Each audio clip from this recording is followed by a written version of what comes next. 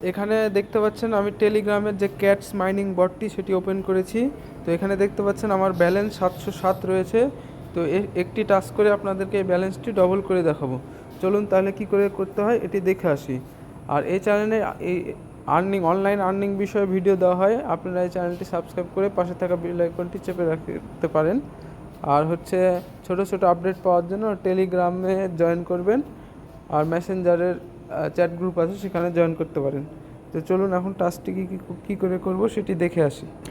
তো এই ভিডিওর ডিসক্রিপশনে একটি লিঙ্ক দেওয়া থাকবে, দেখতে পাচ্ছেন এরকম একটি লিঙ্ক। তো এই লিঙ্কের ওপরে প্রথমে ক্লিক করবেন, দিয়ে বটটি ওপেন করে নেবেন। তো এখানে মাইনিং স্টার্টের একটি অপশন আসবে, তো এই স্টার্টের উপরে ক্লিক করবেন। করার পরে দেখতে পাচ্ছেন এখানে ওয়ালেট কানেক্ট, এই ওয়ালেট কানেক্টের উপরে ক্লিক করবেন।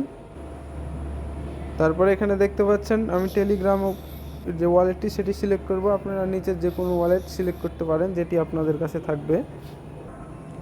এরপরে দেখতে পাচ্ছেন এখানে কানেক্ট ওয়ালেট, এটিতে ক্লিক করতে হবে। তো এখানে দেখতে পাচ্ছেন ওয়ালেটটি কিন্তু কানেক্ট হয়ে গেছে।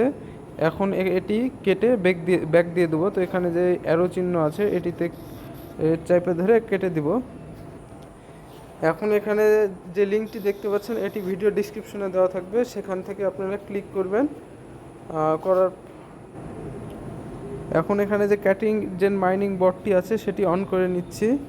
এখন এখানে দেখতে পাচ্ছেন মিন্ট ইওর স্কোর লেখা আছে, এই মিন্ট ইওর স্কোরে ক্লিক করতে হবে।